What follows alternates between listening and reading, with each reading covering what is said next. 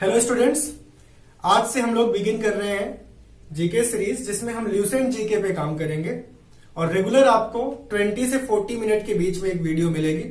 ज्यादा लेंथ की नहीं रखेंगे, लेकिन 20 से 40 मिनट की वीडियो है, आप रेगुलर देखें इसे और आपको ल्यूसेंट जीके का पोर्शन इसमें मिलेगा।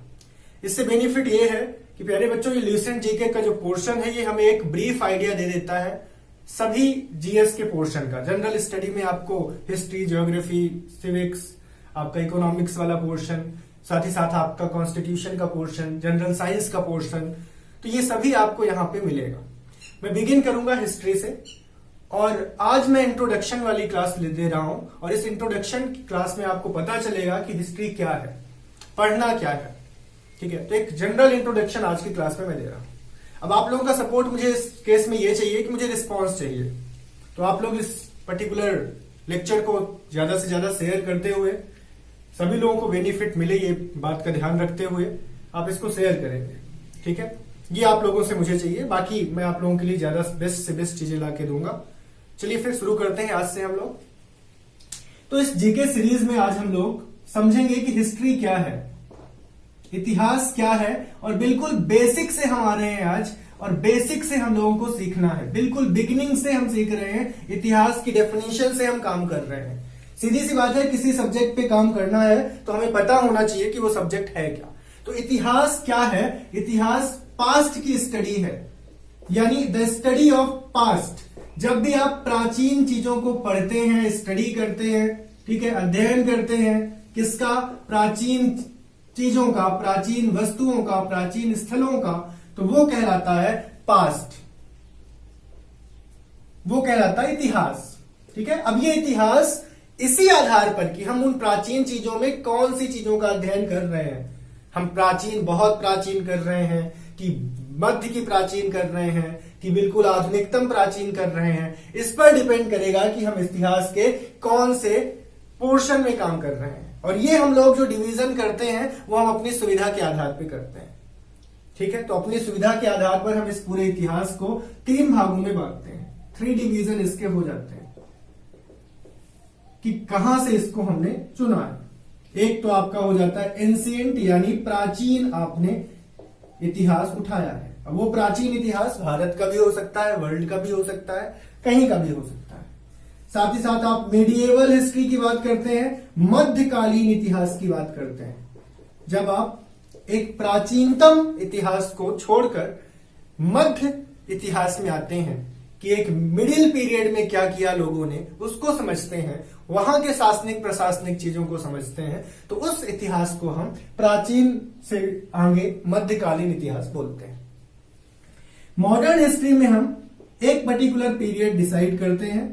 इंडियन में हम काम करें तो इसका पीरियड अलग होगा और ऐसे ही डिपेंड करेगा हर कंट्री के लिए। लेकिन मॉडर्न में हम आधुनिक एक पर्टिकुलर, आप कह सकते हैं कि जब से इंडस्ट्रियलाइजेशन शुरू हुआ तब के बाद से जो पीरियड हमें मिलता है उसे हम आधुनिक पीरियड में, आधुनिक इतिहास में रखते हैं।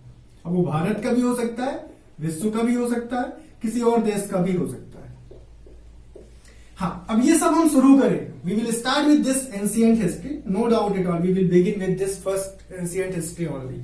हम शुरुआत प्राचीन इतिहास से ही करेंगे और राइट नाउ हम लोग प्राचीन भारत से करेंगे। लेकिन इसको शुरू करें हम, इसको पढ़ें हम, उससे पहले हमें कुछ टर्म्स पता होना चाहिए। तो आज की क्लास में फुल इंट्रोडक्शन ही मैं दूंगा और आपको मैं इस हिस्ट्री से जुड़े हुए, इतिहास से जुड़े हुए कुछ टर्म्स को समझाऊंगा।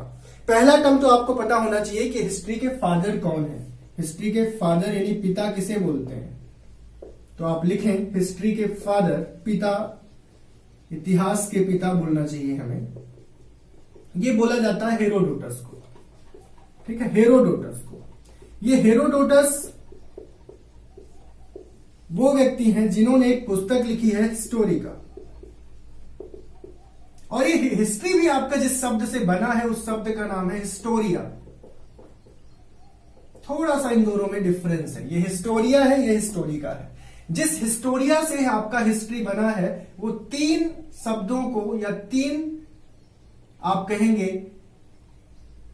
कि पैरामीटर्स को लेके चलता है। क्या है वो 3 पैरामीटर? पहला पैरामीटर है अनुसंधान, रिसर्च। पहला पैरामीटर है रिसर्च यानी अनुसंधान। ठीक है, अनुसंधान होता है हिस्ट्री में, खनन होता है, अनुसंधान होता है, रिसर्च से पता चलता है कि कौन किस पीरियड का है। साथ ही साथ यहां पे इंक्वायरी होती है, सिर्फ रिसर्च ही नहीं, जांच भी होती है। और साथ ही साथ हम अन्वेषण करते हैं, एनालाइज भी करते हैं, उसको इन्वेस्टिगेट भी करते हैं कि क्या क्या किया होगा लोगों ने। तो रिसर्च के अलावा हम इंक्वायरी और इन्वेस्टिगेशन भी करते हैं। हिंदी में बोले तो रिसर्च का मतलब होगा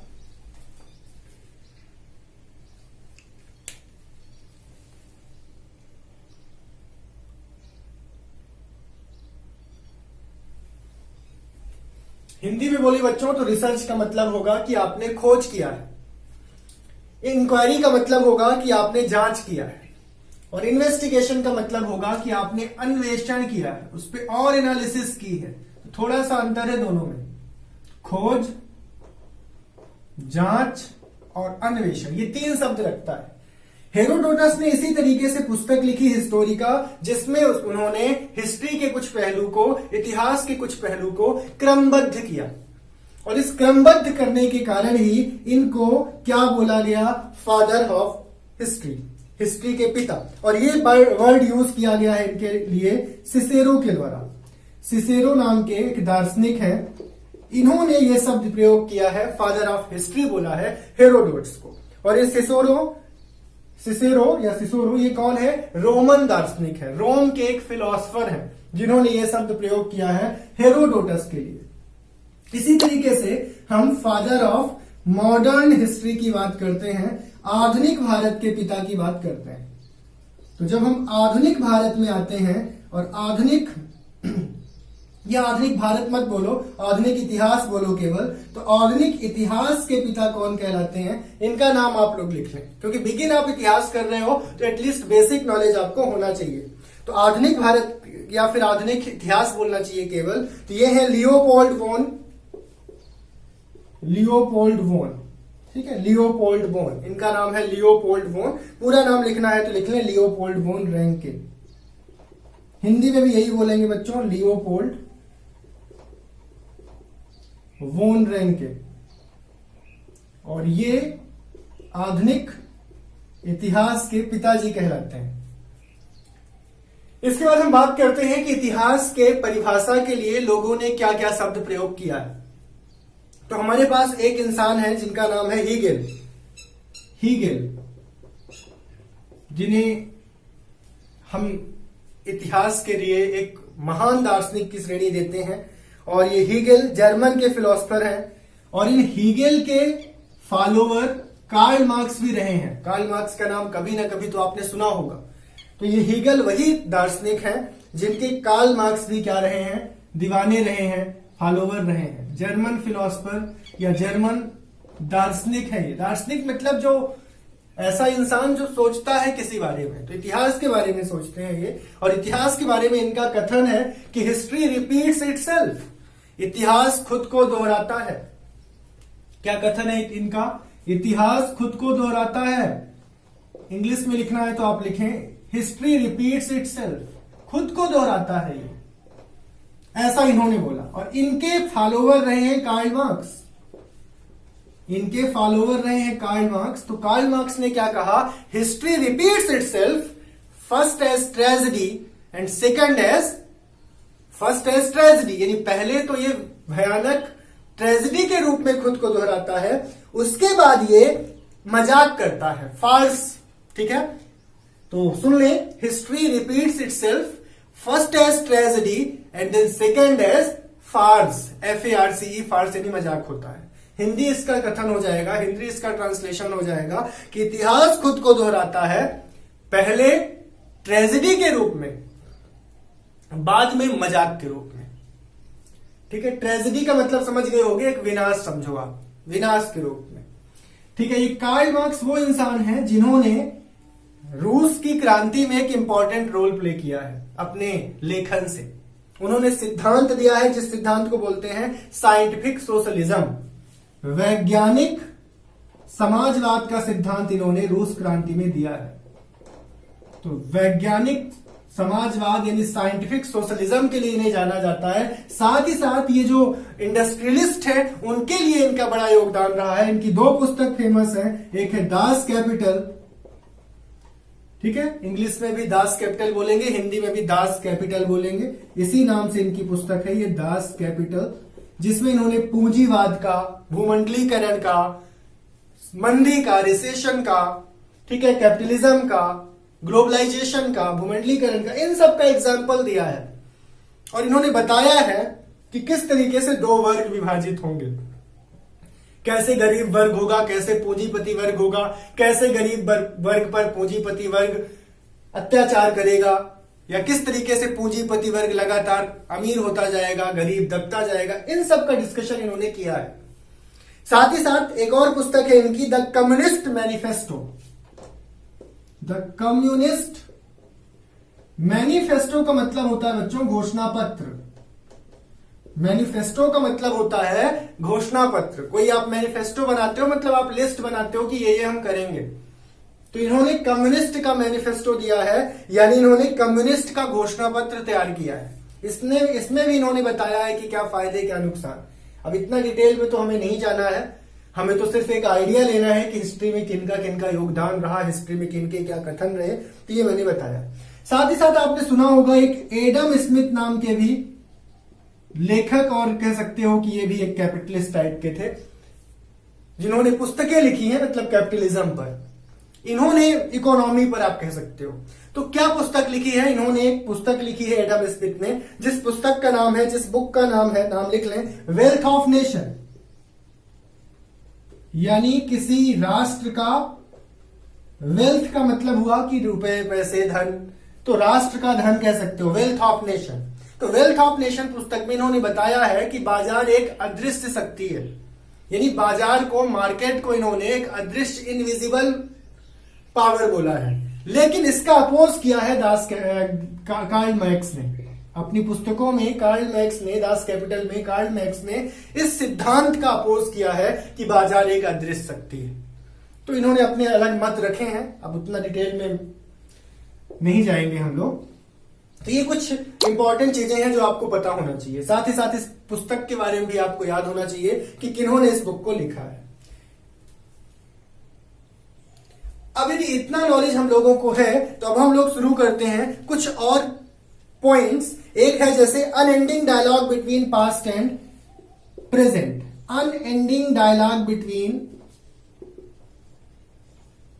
पास्ट एंड प्रेजेंट, यानी इसका मतलब हुआ कि प्राचीन यानी भूत और वर्तमान, हिंदी में आप लोग लिख लें, मैं बोल दे रहा हूं, भूत और वर्तमान के बीच कभी समाप्त ना होने वाला कन्वर्सेशन, कभी समाप्त ना होने वाला डिस्कशन, कभी समाप्त ना होने वाला, क्या कहोगे आप, वार्ता विलाप। क्या है ये है हमारा हिस्ट्री के बारे में ये कथन है। किन्होंने दिया है ये कथन? तो उनका नाम आप जरूर लिख लें, E.H. कार। ये E.H. कार है कौन? ये ब्रिटिश फिलोसफर हैं, ब्रिटिश के फिलोसफर हैं, जिन्होंने ये बात कही है कि जो अनएंडिंग डायलॉग है पास्ट और प्रेजेंट के बीच में, वो होता है हिस्ट्री। अब हिस्ट्री से जुड़ी हुई आपको कुछ टाइम डेटिंग का कॉन्सेप्ट और कुछ ग्लोसरी यानी कुछ और टाइम से जुड़े हुए झलक आपको लेनी है। तो क्या है हिस्ट्री से जुड़ा हुआ डेटिंग कॉन्सेप्ट? डेटिंग का मतलब हुआ कि डेटिंग, डेट का मतलब होता है तारीख। तो तारीख का जो सिस्टम है, डेट का सिस्टम, हिंदी में बोले तो डेट का सिस्टम। तो क्या है डेट का सिस्टम? किस तरीके से हम डेट डिसाइड करते हैं?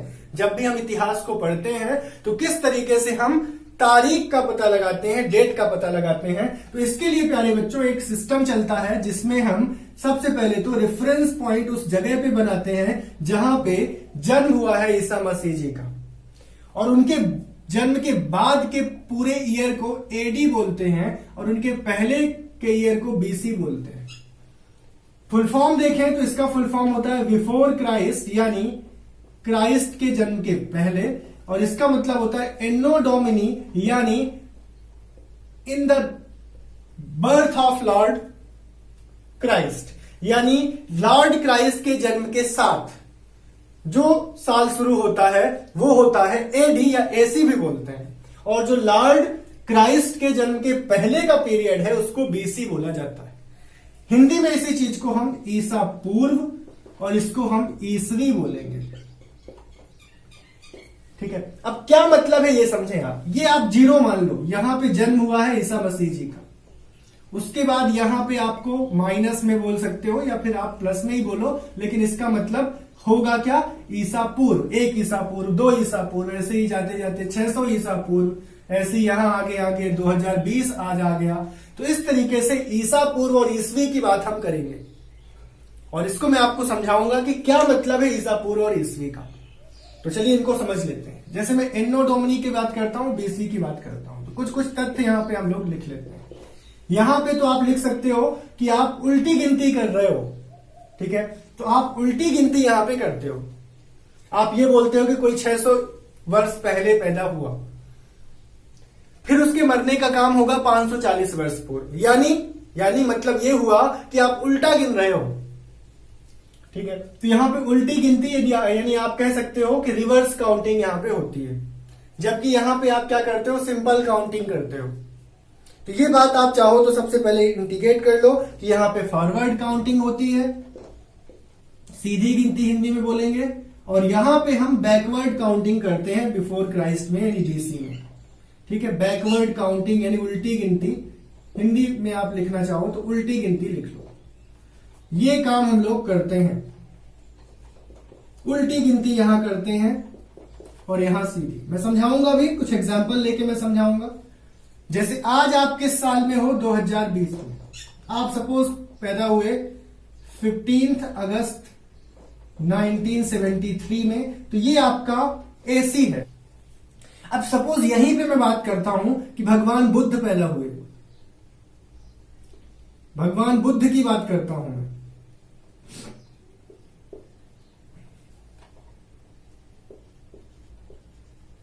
बुद्धा भगवान।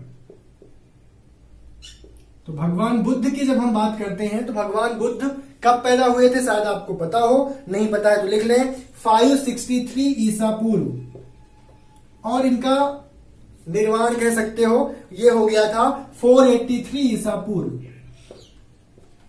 इनका जन्म कहां हुआ था, शायद आपको पता हो, इनका जन्म हुआ था, याद रखें बाद में काम आएगा, लुम्बिनी वन में, नेपाल में लुम्बिनी वन में। और देहांत यानी इनका निर्माण कहां हुआ था, वहां पर निर्माण कहां हुआ था, कुशीनगर में। ये पढ़ेंगे बाद में हम, बौद्ध धर्म में हमें पढ़ना पड़ेगा वो। हाँ, फिलहाल इतना याद रखो कि ये जो बीसी है ये क्या इंडिकेट कर रहा है कि 563 में, ये आपका जीरो है, 563 में इनका जन्म हुआ, और बाद में उल्टी गिनती चल रही है, 562 1 साल बीत गए, 561 2 साल बीत गए, और ऐसे 483 बीसी में इनका मृत्यु हो गई। ऐसे ही महावीर भगवान की बात करें हम, महावीर भगवान की बात करें तो महावीर भगवान का जन्म भी इनके समकालीन माने जाते हैं, ये दोनों भगवान बुद्ध और भगवान महावीर। तो भगवान महावीर का जन्म हुआ था 540 बीसी में, यानी भगवान महावीर 540 बीसी में पैदा हुए हैं। तो आप समझ सकते हो कि 563 540 यानी 540, तो कौन पहले आएगा, 563 या 540? तो ऑब्वियसली पहले 563 आएगा, यानी भगवान बुद्ध पहले पैदा हुए, फिर भगवान महावीर आए। और 540 से भगवान महावीर कब तक भगवान महावीर रहे, भगवान महावीर रहे 468 तक। 468 का मतलब क्या है, 468 का मतलब है कि 483 आया है, फिर आएगा 482, फिर आएगा 481, फिर इस ये कम होते होते होते यहां कहीं आगे आएगा 463। दोनों समकालीन रहे हैं, लगभग बराबर साल इस धरती पे दोनों धरती को जगाते रहे हैं। ठीक है, ये क्लियर किया आपने। इसी तरीके से अलेक्जेंडर की जब हम बात करते हैं, अलेक्जेंडर द ग्रेट की बात करते हैं, तो उसके बारे में हम बात करते हैं तो वो और पहले बोला जाएगा या इनके बाद बोला जाएगा। अब आप बताना मुझे, मैं ईयर बोल रहा हूं 356 to 323। अब आप मुझे बोलो, ये इसका पीरियड रहा है, बहुत कम समय तक ये रहा है, धरती में, लेकिन इसने बड़े कारनामे कर दिए हैं। 30-35 साल ये रहा है, लेकिन कारनामे बहुत कर गया है। अब आप इसको सब्ट्रैक्ट करके पता कर लो, 32 साल के लगभग, 33 साल के लगभग। ठीक है, तो यहां पे यदि आपसे ये बोला जा रहा है, मतलब ये तो और उल्टी गिनती चल रही है ना, तो ये तो और आगे आएगा, मतलब ये और बाद में हुआ है पहला, और कब तक जिला है 323 तक। और यहीं पे एक टाइम रहा है, यहीं पे एक टाइम रहा है 326 BC, 326 ईसा पूर्व का, जहां पे इसने एक युद्ध लड़ा, जिसे बोलते हैं अलेक्जेंडर पोरस का युद्ध, या वितस्ता का युद्ध, या हाइडेस्पीस का युद्ध। बाद में इस सब का जिक्र होगा, आज सिर्फ मैं जनरल आइडिया दे रहा हूं, हाइडेस्पीस का या वितस्ता का। इस युद्ध में अलेक्जेंडर और पोरस के बीच में युद्ध हुआ। एक सीरियल भी चलता था ये हाइडेस्पीस और वितस्ता, मतलब इस युद्ध से रिलेटेड, पोरस नाम से। इस पोरस के युद्ध में पोरस ने बहुत बड़ा पराक्रम दिखाया, और पोरस की जीत हुई ऐसा तो हम नहीं कह सकते, लेकिन अलेक्जेंडर को वापस जाना पड़ा था। झेलम नदी के किनारे युद्ध हुआ था, झेलम नदी को ही वितस्ता बोलते थे उस टाइम पे। तो झेलम नदी को आगे इन्होंने फिर क्रॉस नहीं किया था, इसके किनारे से, व्यास नदी के किनारे से ही वापस चला गया था अलेक्जेंडर, और बेबीलोन में ये फिर मर गया था 323 में। माना जाता है कि इसको बुखार आया था, ज्वर आया था, जिसके कारण से इसका मृत्यु हो गया था बेबीलोन में। 2-3 साल बाद कह सकते हो आप। तो ये ईसा पूर्व और ईसवी का कॉन्सेप्ट है, मैंने कुछ एग्जाम्पल से आपको समझाया। अब यहां पे कुछ डेटिंग के अलावा कुछ ग्लॉसरी निकल के आती है, जैसे डिकेड आता है, जैसे आपके पास मिलेनियम तो नहीं बात करते हम, पर सेंचुरी की बात हम करते हैं, सेंचुरी आता है। ठीक, हालांकि हम मिलेनियम की बात भी कर सकते हैं। तो मैं समझाता हूं कि क्या है ये ग्लॉसरी, टाइम ग्लॉसरी, या फिर आप कहें कि समय की झलक क्या है। तो समय की झलक देखना है तो एक तो डिकेड हमें मिलता है, डिकेड यानी दशक की बात हम करते हैं, दशक हमें मिलता है, दशक का डिस्कशन हमें करना पड़ता है। दशक का मतलब ही है 10 साल, 10 इयर्स का जो आपको ग्रुप मिलता है उसे हम दशक बोलते हैं। नाम से स्पष्ट है, 10 इयर्स, दशक। जैसे मैंने आपसे कहा, सिंपल है कि मैंने आपसे वर्ड यूज किया और आपसे बोला 8th decade of 20th century, 8th decade of 20th century. ये तो आपको पता है 20th सेंचुरी वो सेंचुरी है जिसमें हम 2000 तक काम कर चुके हैं। ठीक है, पहले तो मैं सेंचुरी आपको समझा दूं, फिर ये और समझाता हूं। सेंचुरी समझ लो पहले आप। ठीक है, ये दशक हुआ, सेंचुरी को मतलब हम बोल सकते हैं शताब्दी, शताब्दी 100 साल का समय होता है। चलिए दोनों को एक साथ में कवर करता हूं। अब जैसे मैंने आपसे बोला 6th सेंचुरी, ईसवी बोला, तो 6th सेंचुरी ईसवी का मतलब है 100 साल का एक समय, लेकिन 6th सेंचुरी बोल दिया गया, इसका मतलब 501 से शुरू होकर 600 तक का समय, यानी 501 ईस्वी से 600 ईस्वी तक, यानी 501 501 AD से 600 AD तक का जो टाइम है उसको हम 6th सेंचुरी AC या AD बोलेंगे। यहीं पे लिखा होता 6th सेंचुरी BC, तो फिर हम क्या करते, इसका उल्टा करते, हम उल्टी गिनती करते। 600 ईसा पूर्व से हम चलते 501 ईसा पूर्व तक। सीधी बात है, उल्टा हमें चलना पड़ता। तो अब यहां पे 20th सेंचुरी का पहले तो मतलब बताओ, इसका मतलब क्या है। तो अब हम कह सकते हैं कि इसका मतलब है 1901 से 2000 तक का समय। अब हमें 8th डिकेड चाहिए इसमें से, तो कौन सा डिकेड 8th डिकेड होगा, 1971 से लेकर 1980 तक का जो टाइम है वो 8th डिकेड होगा। फिर 9th डिकेड कौन होगा, 1981 से 1990 का। फिर लास्ट होगा आपका 2000 आ जाएगा। तो इस तरीके से डिकेड भी आप पता लगा सकते हैं, पर डिकेड पता लगाने के लिए सेंचुरी पता होना चाहिए। सेंचुरी में चलिए मैं लेटेस्ट काम कर देता हूं, 21st सेंचुरी में आप जी रहे हो अभी। 21st सेंचुरी का मतलब है 21वीं सदी। सिर्फ ये लिखा आता है 21वीं सदी, तो इसका मतलब होता है कि आप 2001 से 2100 तक की बात कर रहे हो। 2001 और 2100 के बीच का डिफरेंस 100 होगा, क्योंकि इस एक को हम शामिल करते हैं। तो 2001 से 2100 तक का जो समय है, 2001 से 2100 तक का जो समय है, वो 21वीं सदी या 21st सेंचुरी होगा। इसी का मतलब है 21वीं सदी ना भी लिखा हो तो इसका मतलब ईसवी ही है। लेकिन यदि यही लिखा हो 21वीं सदी ईसा पूर्व लिखा हो तो इसका मतलब क्या है? इसका मतलब है कि आप उल्टा जाओगे, 2100 से आप जाओगे 2001 ईसा पूर्व तक, ईसा के जन्म के पहले तक। ठीक है, जैसे हम सिंधु घाटी की बात करते हैं तो सिंधु घाटी में हम कहां जाते हैं? सिंधु घाटी में हम जाते हैं 1750 से यानी 2500 से उल्टा हम गिनती करेंगे। 2500 ईसा पूर्व से हम शुरू करते हैं और 1750 ईसा पूर्व तक हम जाते हैं। इस टाइम को हम बोलते हैं सिंधु घाटी का काल, इंडस वैली सिविलाइजेशन का पीरियड, जो कि कार्बन डेटिंग से हमने पता लगाया है। कार्बन डेटिंग से हमको ये टाइम पता लगा है, तो इस तरीके से हम ये टाइम निकालते हैं और हम पता करते हैं। इसके अलावा ग्लॉसरी में आपको एक मिलेनियम भी मिलता है। मिलेनियम को हम सहस्त्र यानी 1000 वर्ष का समय बोल सकते हैं। अब यदि मैं बोलूं आपको फर्स्ट मिलेनियम, तो देखो आप कर पाओगे इसको डील, कोई इशू नहीं है इसमें। फर्स्ट मिलेनियम एसी या फर्स्ट मिलेनियम ईसवी बोलेंगे और यहीं पे बोले फर्स्ट मिलेनियम बीसी, तो देखिए बहुत इजी बनेगा, ये ईसा पूर्व हो जाएगा। ये यदि एसी पे आ रहे हो तो यहां जैसे आपने किया 501 से शुरू किया, मतलब फर्स्ट बोला गया है तो 1 से शुरू करोगे और कहां तक जाओगे? 1000 तक। ठीक है, ईसवी में। अभी हम वर्तमान में कहां है आप बता सकते हो? थर्ड मिलेनियम में शुरू हो गए ना हम लोग, अभी देख लेंगे। फर्स्ट मिलेनियम बीसी यही बोला गया होता तो हम 1000 से कहां तक जाते? 1 ईसा पूर्व तक जाते, बीसी तक जाते। अब यदि यहीं पे सेकंड बोला गया होता, सेकंड मिलेनियम एसी बोला गया होता और सेकंड मिलेनियम बीसी बोला गया होता, तो इसका मतलब बताओ आप। इसका मतलब होगा एसी बोला गया है तो कि हमने शुरू किया है, पहला पूरा हो गया है, 1001 से शुरू किया है और इसमें आप 1000 जोड़ दो, 2000 तक आप जाओगे।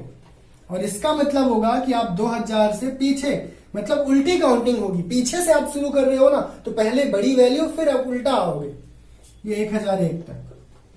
तो अभी हम थर्ड मिलेनियम में है बच्चों, क्योंकि थर्ड मिलेनियम एसी में कितना होता है? 2001 से शुरू होता है और ये आता है 3000 तक। तो अभी हम इसी में हैं, थर्ड मिलेनियम इसी में हम अभी काम कर रहे हैं और 21वीं सेंचुरी में, 21वीं सदी में हम लोग जिंदा है, काम कर रहे हैं। तो ये एक बेसिक आपको ग्लॉसरी का आइडिया होना चाहिए, बेसिक आपको पता होना चाहिए कि हिस्ट्री में कौन से वर्ड्स यूज होते हैं। जैसे कभी भी यूज होगा वर्ड कि 6वीं सदी ईसा पूर्व, वर्ड यूज हुआ 6वीं सदी ईसा पूर्व, बिल्कुल यूज होता है, क्योंकि 6वीं शताब्दी ईसा पूर्व में ही तो हम बात करते हैं बौद्ध धर्म का और बात करते हैं महाजनपदों का। तो ये यदि शब्द यूज हो गया 6वीं शताब्दी ईसा पूर्व, तो क्या मतलब निकालेंगे आप मतलब निकालेंगे कि 600 से शुरू हुआ है और 501 ईसा पूर्व तक यानी बीसी तक ये गया है। तो ये मतलब आपको निकालना आना चाहिए, इसलिए मैंने ये सब बताया। चलिए थोड़ा सा और हम लोग देखेंगे कि इतिहास को हम सुविधाओं के लिए 3 भागों में बांटते हैं।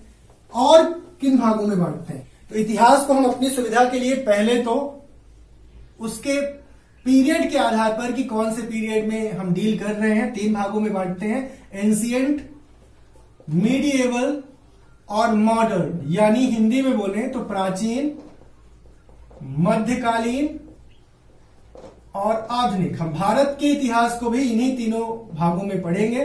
पहले हम प्राचीन पढ़ेंगे, जिनकी शुरुआत हम कर रहे हैं, आज से यही मानो कर रहे हैं, क्योंकि प्राचीन इतिहास पढ़ने के लिए हमें कुछ ये ग्लॉसरी, कुछ आइडियाज, कुछ ये पीरियड्स, कुछ ये टर्मिनोलॉजीज पता होना चाहिए। इसी तरीके से इतिहास को हम उसके सोर्स के आधार पर बांटते हैं। हम उसके, आप कह सकते हो कि हमें वहां पे क्या सोर्स मिला है। सोर्स का मतलब हुआ कि साक्ष्य क्या मिला है। साक्ष्य के आधार पे हम 3 भागों में बांटते हैं। एक वो साक्ष्य जो हम पढ़ नहीं सकते, या ऐसा बोलो कि जिसमें लिखे हुए साक्ष्य मिले ही नहीं है, और दूसरा वो है जिसमें साक्ष्य लिखे मिले जरूर हैं लेकिन उन्हें हम पढ़ नहीं सकते, क्योंकि हमें इस साक्ष्य की लिपि नहीं पता है। और तीसरा वो साक्ष्य है या फिर वो आपको काल मिलेगा जहां आपको दोनों मिलेंगे, लिखे साक्ष्य भी मिलेंगे और आप उसे पढ़ भी सकते हैं, ऐतिहासिक काल। तो पूरे इतिहास को इन 3 भागों में बांटा गया है। साक्ष्य के आधार, ये प्राचीन इतिहास की बात की जा रही है। प्रागैतिहासिक में आपको क्या है, साक्ष्य मिलता है क्या? बिल्कुल साक्ष्य मिलता है। लिखित साक्ष्य मिलता है क्या? नहीं, लिखित साक्ष्य हमें मिल ही नहीं पाता। तो ये कौन से साक्ष्य मिलते हैं? ये हमें पुरातात्विक साक्ष्य मिलते हैं। मतलब हमें खुदाई करने पे कुछ चीजें मिलती हैं, उससे हम समझते हैं। जैसे हमने खुदाई की, हमें एक खुरपी टाइप की मिल गई और हमने अनुमान लगाया कि वो पाषाण काल की है या फिर वो कांस्य काल की है, ताम्र काल की है, ऐसे पता लगाया। यहां पे क्या पुरातात्विक साक्ष्य मिलते हैं? हाँ। लिखित साक्ष्य? हाँ। लेकिन क्या लिपि मिलती है? लिपि हमें नहीं पता चलती। और यहां पे हमें साक्ष्य मिलते हैं, लिखित साक्ष्य मिलते हैं, लिपि भी मिलती है। तो आप इसी तरीके से इसको डील करिए। इसमें लिपि की बात ही नहीं उठती क्योंकि इसमें लिखित साक्ष्य हमें नहीं मिलते। यहां पे नहीं लगाना था, गलती से मैंने लगा दिया था। तो यहां पे लिपि की बात ही नहीं उठती क्योंकि हमारे पास लिखित साक्ष्य है ही नहीं। तो फिर से सुन लो आप, प्रागैतिहासिक काल में पुरातात्विक साक्ष्य मिलेंगे लेकिन लिखित साक्ष्य और लिपियों की बात नहीं होगी क्योंकि लिखित साक्ष्य ही नहीं है। जबकि आद्य ऐतिहासिक, आपका सिंधु घाटी सभ्यता, इंडस वैली सिविलाइजेशन इसी टाइम का एग्जाम्पल है क्योंकि यहां पे हमें लिखित साक्ष्य मिलते हैं। ये 1750 ईस्वी तक की सभ्यता है। 2500 से 1750 ईसा पूर्व माना जाता है कार्बन डेटिंग के अकॉर्डिंग। और इस दौरान आपको लिखित साक्ष्य मिले हैं, वो लेकिन भाव चित्रात्मक लिपियां हैं, बड़े भाव विभोर करने वाली लिपियां हैं। बड़ा इस तरीके से वो लिखी हुई है। ये अब ये आप पढ़ ही नहीं पा रहे हो कि क्या है, लिपि इनकी नहीं समझ पा रहे हो आप, बस भाव व्यक्त हो रहा है कि कुछ इन्होंने किया है। इस लिपि को भाव चित्रात्मक लिपि बोलते हैं, जिनके बारे में आपको लिपि नहीं पता। क्योंकि लिपि नहीं पता तो आप उनके बारे में नहीं जान पा रहे। फिर कैसे जान रहे हो? इंडस वैली में इतना पढ़ रहे हो। हाँ, जो हमें साक्ष्य मिल रहे हैं उन साक्ष्य पे हम इन्वेस्टिगेशन, मैंने बताया था हिस्ट्री में क्या क्या होता है, रिसर्च होता है, उसके अलावा हम लोग उसमें इन्वेस्टिगेशन भी करते हैं। ठीक है, तो ये तीनों चीजें हम करते हैं, रिसर्च करते हैं, इन्वेस्टिगेशन करते हैं और हम पता लगाते हैं कि ये क्या है। और क्या बताया था मैंने, रिसर्च इन्वेस्टिगेशन के अलावा इंक्वायरी करते हैं। तो रिसर्च इंक्वायरी इन्वेस्टिगेशन करके जब हमने पता लगाया तो हमें पता चला कि भाई यहाँ पे बड़े धान्यागार थे, बड़े स्नानागार थे, ठीक, और बहुत सारे हमने स्थल पता लगाए। हम सबसे पहले हड़प्पा पता लगाते हैं, फिर मोहनजोदड़ो, ऐसी कालीबंगन, रंगपुर, कोट डीजी, सुरकोटदा और साथ ही साथ सुतकोंगीडोर, ऐसे बहुत सारे स्थल हमें पता करने में मिलते हैं। और इतना ही नहीं, हमारे मध्य प्रदेश में भी जुड़े हुए कई स्थल हमें मिलते हैं जो हमें बताते हैं कि इस गुप्त काल का था, कि ये पाषाण काल का था, कि ये ताम्र पाषाण काल का था। ठीक है, जैसे हमें बाघ की गुफा मिलती है तो हमें पता चलता है कि ये किस काल का था। उसमें बौद्ध के हमें उकेरे हुए, आप कह सकते हो कि भित्ति चित्र मिलते हैं, जिससे हम अनुमान लगाते हैं। तो यहां पे जब हम बात कर रहे हैं सिंधु घाटी में, तो ये सिर्फ हम लोग इन्वेस्टिगेट करके रियलाइज कर रहे हैं। बाय द वे, ये लिपि हम पढ़ लें तो और न जाने कितना हम सिंधु घाटी सभ्यता के बारे में फिर जान सकते हैं। सिंधु घाटी सभ्यता के बारे में और बहुत कुछ फिर हम पता लगा सकते हैं और पढ़ने को बहुत कुछ हो जाएगा। तो अभी इतना पढ़ रहे हो आप, फिर तो और बहुत कुछ हो जाएगा, क्योंकि अभी हमने लिपि डिसाइफर नहीं की है। जिसे बोलते हैं डिसाइफर करना। डिसाइफर करना मतलब उसको क्या करना, एनकोड कर लेना। तो अभी तक हमने इसको एनकोड नहीं किया है। एनकोड करने का मतलब है कि उसको रिवील कर लेना, उसको पता लगा लेना, उस रहस्य को क्या कर लेना, रिवील कर ले। रिवील तो आप जानते हो, मूवीज वगैरह में बहुत वर्ड यूज होता है। ऐसी बहुत सारी मूवीज हैं जिसमें फिक्शंस और जिसमें इस कॉन्सेप्ट पे काम हुआ है। हिस्टोरिक वो काल है या हिस्टोरिक वो पीरियड है हिस्ट्री का जहां पे आपके पास लिखित साक्ष्य भी है, पुरातात्विक साक्ष्य भी है, लिपि भी आपने पता लगा ली है। जैसे अशोक के अभिलेख, पहले लिपि इसकी पता नहीं थी, लेकिन बाद में अशोक के अभिलेख की लिपि पता लगा ली गई और अब हम अशोक के अभिलेख को पढ़ सकते हैं और जान सकते हैं कि अशोक ने अपने काल में क्या किया, 14 अभिलेख लिखे या क्या क्या उसका काम रहा, कहाँ कहाँ उसने बौद्ध धर्म का प्रचार किया। तो इस तरीके से हमें पता चलता है प्राचीन इतिहास के बारे में। तो बाद में हम लोग जब भारत का प्राचीन इतिहास शुरू करेंगे कल परसों से, तो उसमें हम सीखेंगे कि कौन कौन से स्रोत हमें पढ़ना है। तो ये सब स्रोत में काम आएंगे। अब वो स्रोत हमारे कहाँ के हैं? पुरातात्विक काल के हैं, जिसमें हम लिखित पा रहे हैं या नहीं, लिखित मिल रहे हैं या फिर हमें लिखित मिल रहे हैं, लिपि पता चल रही है। तो ये 3 कॉन्सेप्ट आपको मिलेंगे, इसीलिए आपको ये नॉलेज होना चाहिए। तो हम इसको सिर्फ प्राचीन, मध्यकालीन, आधुनिक में ही नहीं, जबकि हम प्राचीन भारत में ये 3 कंडीशंस भी देखेंगे, प्रागैतिहासिक, आद ऐतिहासिक और ऐतिहासिक। इंग्लिश में बोले तो प्री हिस्टोरिक, प्रोटो हिस्टोरिक और हिस्टोरिक। ठीक है, तो ये हम लोग आज इतना ही करते हैं। कल से मैं स्टार्ट करूंगा इंडियन एंशिएंट हिस्ट्री, और इंडियन हिस्ट्री पे हम तीनों हिस्ट्री सबसे पहले पढ़ेंगे, एंशिएंट, मेडिएवल और मॉडर्न। और एंशिएंट हिस्ट्री में मैं कल सबसे पहले तो शुरू करूंगा कि भारत का नाम जो भारत पड़ा वो कैसे पड़ा। बाद में फिर हम शुरू करेंगे साक्ष्य की, कि प्राचीन भारत को जानने के क्या साक्ष्य हैं।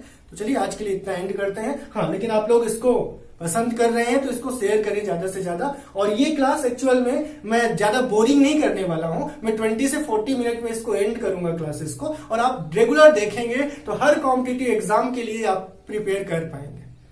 और मैं भी प्रॉपर नोट्स के साथ आपको चीजों को प्रोवाइड करूंगा, और अपने तरीके से करूंगा। ल्यूसेंट की बुक के तरीके से मैं नहीं करूंगा जिससे आपको बोर फील हो। हाँ, लेकिन बुक का कंटेंट ही होगा, क्योंकि बुक का कंटेंट ऑब्वियसली इंपॉर्टेंट है, हर एग्जाम को कवर करता है गवर्नमेंट सेक्टर, जहां भी आप जीएस का पोर्शन, जनरल स्टडी का पोर्शन देखते हो। तो ठीक है, मिलते हैं कल की क्लास में। Thank you.